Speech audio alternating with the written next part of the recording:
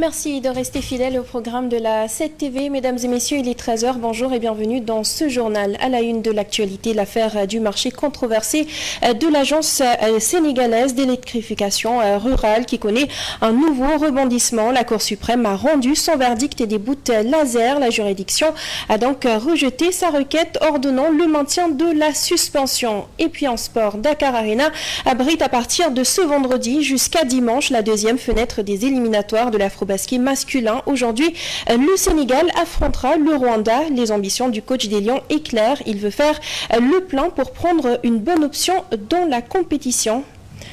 Voilà tout pour l'essentiel des titres. Le développement, c'est tout de suite.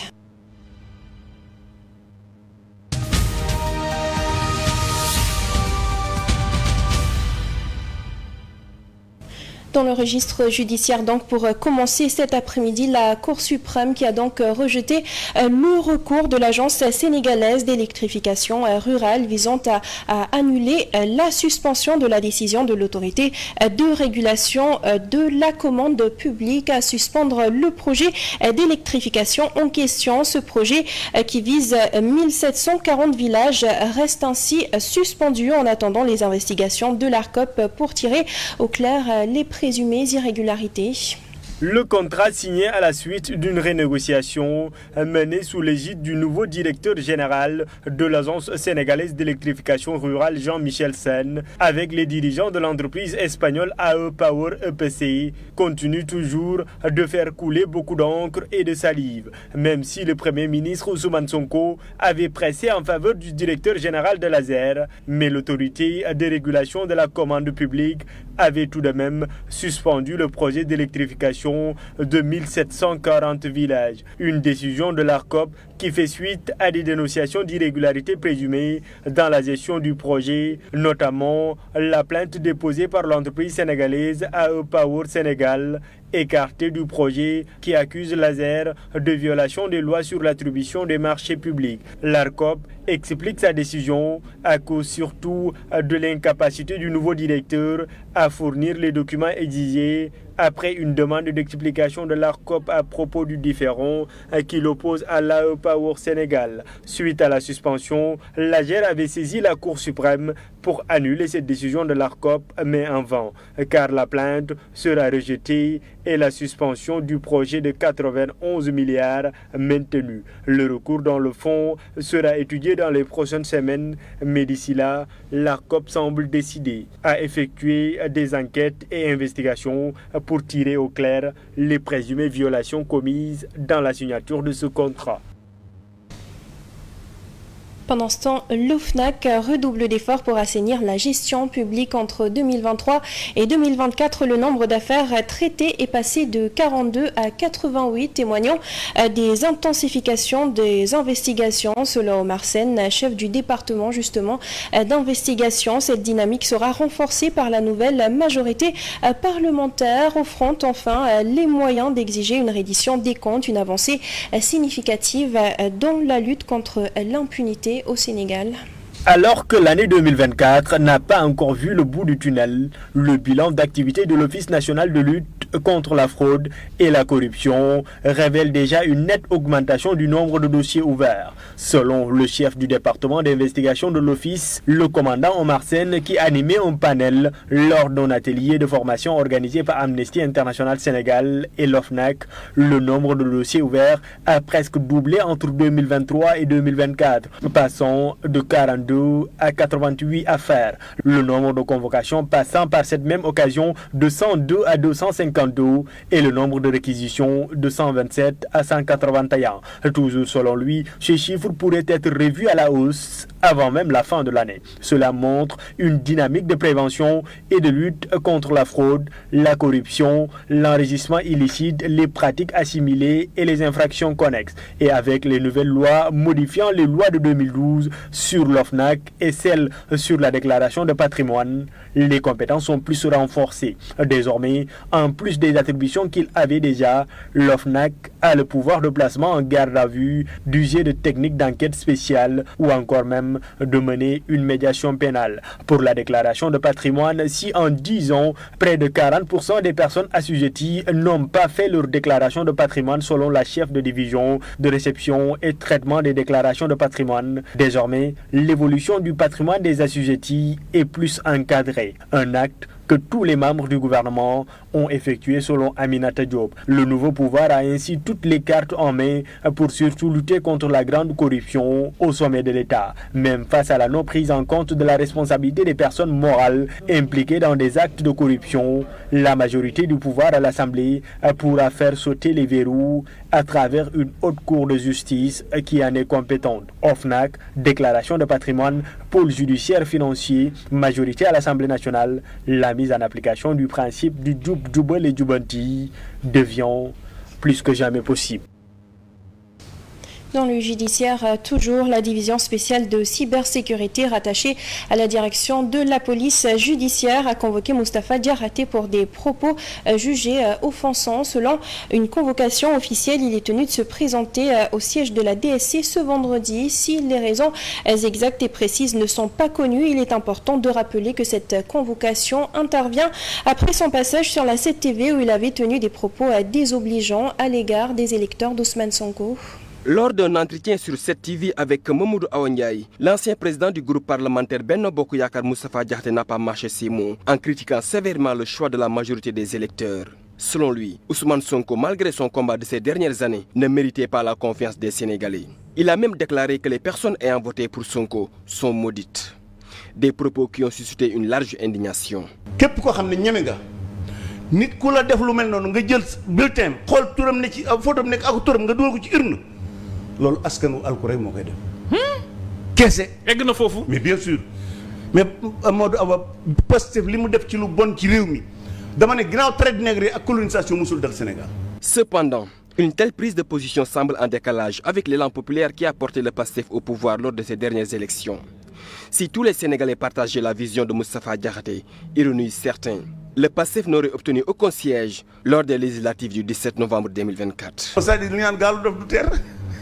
ñan ngay waxal. Sénégalais yi ko yëppal. déedéet waaye yow tamit. non gaalu dof du teer wala boog du teer fu neex bokk ya.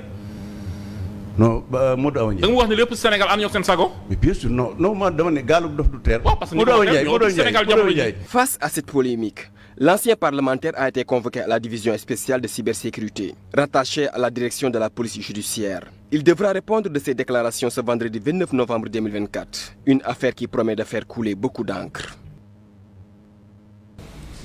Et justement, les élections, la Commission nationale de recensement des votes a officiellement proclamé hier les résultats provisoires de ces élections législatives anticipées. PASTEF remporte ainsi une large majorité avec 130 députés sur 165, soit 78,79% des sièges. Départemental de Dakar, 7 sièges à pourvoir. PASTEF, les Patriotes, 222 675 voix, donc PASTEF remporte les 7 sièges de Dakar. Il en va ainsi pour au moins 46 départements, la diaspora incluse, remportés par le parti PASTEF, qui a fait un ravage au niveau départemental, ne laissant échapper que 3 départements dans son élan revanchard. Ranérou Ferlo, 1 siège. La coalition Takku Wallu Sénégal, pour 8289 voix, remporte le siège. Département de Matam, la coalition Takku Wallu Sénégal, pour 55 684 voix, remporte les 2 sièges qui étaient à pourvoir. Département de Podor, la coalition Jàmm ak Njariñ, pour 41 349 voix, remporte les 2 sièges. Mais le carnage de PASTEF, les patriotes, ne s'arrête pas là, car sur le quotient national, le parti d'Ousmane Sonko l'emporte haut la main aussi, ne laissant que des miettes à l'opposition. Parti PASTEF, les patriotes, 1 991 770, 54,97%, obtient 29 sièges. Coalition Takku Wallu Sénégal, 531 466, soit 14,67%, obtient 8 sièges. En définitive, la mouvance présidentielle récolte une large majorité avec 130 députés, suivi de la coalition Takku Wallu qui gagne 16 sièges. Diamak Guerigne arrive en troisième position avec 7 sièges, Sam Sa Kaddu 3 sièges, en attendant la confirmation du Conseil constitutionnel attendue mercredi prochain. On reste toujours avec les résultats de ces élections. La commune de Ouakam a été un grand artisan de la victoire de PASTEF dans le département de Dakar. Le parti au pouvoir a obtenu 68% des suffrages dans cette commune lors de ces législatives. La coordination de la section communale a donc réuni les militants pour fêter cet exploit. C'était hier. Le PASTEF remporte haut la main les élections législatives dans la commune de Ouakam. Le parti au pouvoir a obtenu 13 882 des voix, soit 68% des suffrages. C'est dans ce sens que la section communale du parti a décidé de célébrer la victoire avec l'ensemble des militants et sympathisants. On a fait de très bons résultats aux élections législatives et c'était une occasion de remercier, de féliciter tous ceux qui ont, de près ou de loin, contribué à ces résultats. Ce n'est pas moi, ce n'est pas ce que vous voyez derrière nous, tout seulement. Et on a eu vraiment beaucoup de suffrages. Et ça, c'est les Wakamois qui nous ont fait confiance. Et donc, nous sommes là pour leur dire merci. Avec ce score, Ouakam devient la deuxième commune du département de Dakar ayant le plus contribué à la victoire du PASTEF. En termes de pourcentage, Ouakam se place deuxième à égalité avec les Parcelles Assainies, à 68%. Donc il n'y a que la commune de Ngor qui est devant nous, sinon nous venons juste derrière. C'est le plus grand score enregistré par le dit parti dans cette commune depuis la présidentielle de 2019. Pour les responsables, c'est le résultat d'un travail acharné. Cela est une habitude maintenant à Ouakam. Ça fait plusieurs élections que nous sommes soit premiers, soit deuxièmes. Nous avons travaillé à les convaincre certes, mais ils ont également bien voulu nous répondre à notre appel. Nous sommes très conscients des attentes et de l'espoir. Et Inch'Allah, nous ferons tout pour que PASTEF Ouakam mérite cet espoir, mérite cette confiance qu'ils ont placée en PASTEF et en PASTEF Ouakam. Les responsables appellent à poursuivre le travail, mais surtout d'accompagner le gouvernement dans son projet de développement du Sénégal. Sur notre registre à présent, une polémique qui secoue le monde de la presse. Les comptes des entreprises médiatiques restent gelés, contrairement aux informations relayées dernièrement. Mamadou Ibra Kane, président du CEDEPS, a démenti tout déblocage tout en assurant qu'un dégel a été ordonné par le directeur des impôts et des domaines. Une clarification qui appelle à la patience alors que le secteur de la presse attend des actions concrètes pour sortir de l'impasse. Les comptes des entreprises de presse ont été débloqués et de manière exhaustive. L'information diffusée depuis ce mercredi est reprise plus d'une fois par des confrères et tout bonnement fausse. Le président du Conseil des éditeurs et diffuseurs de presse du Sénégal s'explique en exclusivité. C'est une fausse information. Les comptes des entreprises de presse n'ont pas été toutes débloqués. Je n'ai absolument pas dit que les comptes étaient débloqués. J'ai simplement dit que le directeur général des impôts et domaines avait donné des instructions à ses services pour que les comptes soient débloqués. Il faut un autre document qu'on appelle main levée. Mais pour le moment, j'ai discuté avec certaines entreprises, elles n'ont pas encore obtenu la main levée. Mais avec l'ordonnance du directeur des impôts et des domaines, le spectre d'une paix semble revenir entre les nouvelles autorités et le patronat de presse. Cela dit, est-ce un compromis ou une compromission? Le ministère des Finances et du Budget, par exemple, nous l'avons rencontré.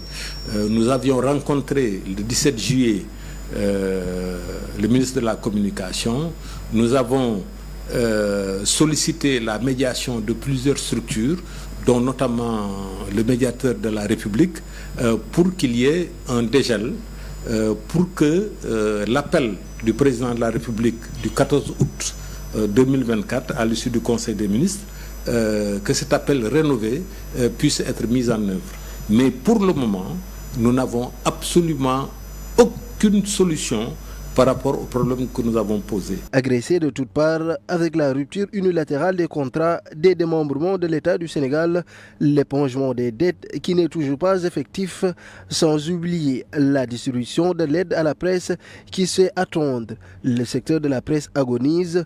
Cependant, Mahmoudou Ibra Kane espère que le dégel des comptes sera synonyme d'une bouffée d'air frais pour les différents chaînons qui composent le secteur des médias. Du côté de l'université El-Hadj Ibrahima Niasse à prison, les agents de l'administration sont en colère face à la conjoncture. Ils se disent victimes de licenciements abusifs de la part des autorités. Las de la situation, ils interpellent l'État du Sénégal pour une issue heureuse. On a eu à adresser des lettres de grâce à l'endroit du directeur général, M. Jean-Birame Djingue. On n'a pas en quelque sorte reçu une réponse favorable. Maintenant, nous voulons passer aux étapes supérieures, alerter un message d'alerte au président de la République, son Excellence M. Bassirou Diomaye Faye, au Premier ministre Ousmane Sonko, ainsi qu'au ministre Abdoulaye Rahmane Diouf, de parler et de prendre des informations par rapport sur le contenu du licenciement de certains agents. Ça fait 2 mois. Maintenant, on est en retard, on ne perçoit pas nos salaires et c'est très difficile vu la conjoncture socio-économique de ce pays. Nous sommes des pères de famille, voilà, des soutiens de famille, voilà, et nous avons nos enfants à entreprendre dans leurs études et nos femmes également. Vraiment, nous voulons à ce que ce message soit attribué à la population sénégalaise, mais également au président de la République et aux autorités concernées. Direction Kédougou, plus de 25 GIE et GPF de Saraya et Salémata ont été financés à hauteur de plus de 10 millions de francs CFA. L'initiative était une promesse de campagne de Mamadou Racine Sy en partenariat avec le réseau national des femmes engagées, le RENAFES, et le mouvement ADS. lu toll ci fukki millions francs CFA la ñu jot a financé GIE ak GPF nekk fii ci diwaanu Kédougou promesse boobu nag promesse électorale la woon te Mamadou Racine Sy Alsar tenir ko ñoom nag jot. Nous nous excusons pour cet élément en Wolof qui s'est incrusté un peu plus tôt que prévu. Nous reviendrons sur cet élément depuis Kédougou dans nos prochaines éditions, notamment celui en Wolof à partir de 14h. En attendant, direction l'AFIDAC, foire internationale de Dakar qui s'ouvre le 20 décembre prochain. Le ministre du Commerce et de l'Industrie a effectué justement une visite hier jeudi. C'était pour s'enquérir de l'état d'avancement des travaux. À la fin de sa visite, il s'est dit satisfait et a rassuré que tout sera fin prêt avant l'ouverture de ce grand rendez-vous annuel. Il faut rappeler que l'édition de cette année marque également le 50e du CICES. L'AFIDAC est le plus grand rendez-vous économique de la sous-région ouest-africaine. À quelques jours de son ouverture officielle, l'heure est aux dernières retouches. Tout sera prêt avant le jour J, rassure le ministre. Différents pays participants sont déjà à pied d'œuvre. Les stands sont extrêmement avancés et je pense que là, nous serons prêts pour l'inauguration. La foire de Dakar célèbre ses 50 ans. Dans son décor métallique et ses près de 30 hectares, ce centre commercial énorme s'agrandit d'année en année en termes d'exposants et de visiteurs. On est parti pour pas moins de 2000 exposants attendus, 30 nationalités attendues également. Le CICES Ticketing est une application en ligne, vous pouvez acheter votre ticket, vous n'avez pas besoin de venir jusqu'au CICES pour avoir votre ticket. En ligne, payez votre ticket, dans votre bureau vous pouvez payer votre ticket, arrivez sur place, on va scanner le ticket et vous passez. Les nouvelles autorités veulent faire de ce rendez-vous annuel du donner et du recevoir en World Trade Center une véritable foire de marketing pour vendre le Made in Sénégal. Nous voulons aussi être présents à l'international. J'aimerais aussi qu'on fasse venir les pays sur les 5 continents. Et il faut que les grands pays du monde soient là, les États-Unis, l'Afrique du Sud, les pays comme justement de l'Union européenne, la Chine, l'Asie doit être là. Et ça, c'est un autre projet que le directeur général devra porter. La foire de Dakar est un monde où on peut faire le tour du monde et où chaque stand invite à voyager. Voyager dans le temps, voyager à travers plusieurs pays dont la Guinée et le Rwanda, les 2 invités d'honneur. Voyager à travers les manifestations de toute l'économie moderne et les produits locaux qui font de la foire de Dakar la première foire d'Afrique, marquant la foire du cinquantenaire d'une bonne note et d'un joli timbre. En bref du sport pour terminer, Afrobasket, au de la deuxième fenêtre FIBA éliminatoire de l'Afrobasket masculin 2025. Le Sénégal vise un carton plein pour prendre une bonne option dans cette compétition. Pour atteindre cet objectif, les Lions doivent réussir leur entrée en matière ce vendredi face aux Rwandais. Une rencontre qui se tiendra à partir de 18h donc à Dakar Arena. Cette confrontation sera déterminante pour les poulains de Ngagne Desagana Diop dans la course pour la première place de la poule C qu'il partage également avec le Gabon et le Cameroun. Un succès face aux Rwandais permettra de bien rentrer dans le tournoi et pourrait doper le mental de Youssou N'Doye et ses partenaires avant leur prochaine sortie justement contre le Gabon et le Cameroun. Et sur ce, nous passons tout de suite à la revue de presse. Bonjour. Nombreux sont les journaux qui sont revenus sur l'officialisation de la victoire de PASTEF aux élections législatives anticipées du 17 novembre par la Commission nationale de recensement des votes. Vox Populi note qu'avec 54,97% des suffrages, Sonko rafle 130 des 165 sièges de députés, précisant que 29 députés sont élus sur la liste nationale, 101 sont issus de 40 départements de l'intérieur et de 7 circonscriptions de l'extérieur. Les résultats qui confirment l'hégémonie de PASTEF à l'Assemblée nationale. 11 listes partagent donc les 35 sièges restants.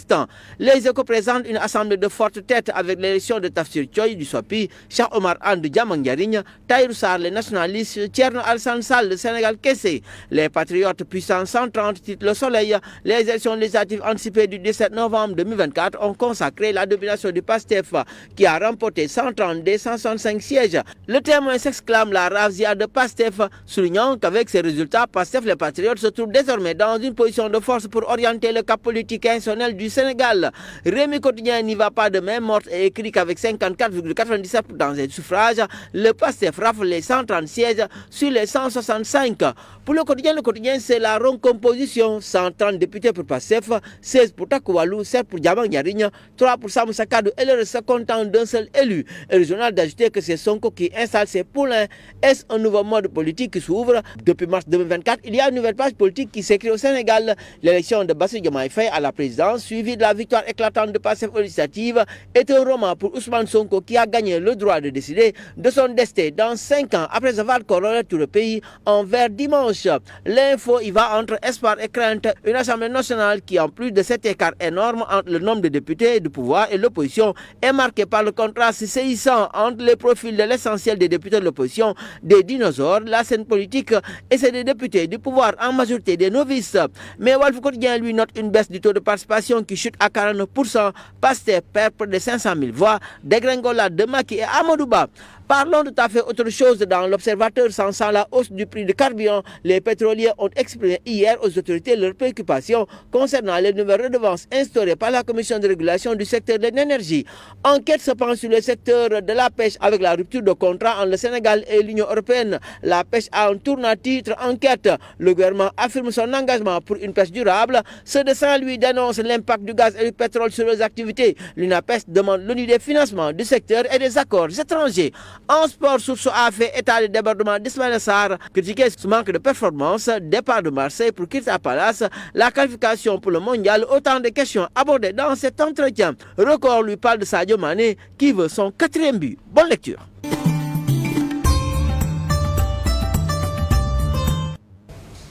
C'est ce qui met un terme à ce journal. Merci à vous de l'avoir suivi. À 14h, comme toujours, vous avez le Wolof. Merci, bonne suite de programme sur la 7 TV.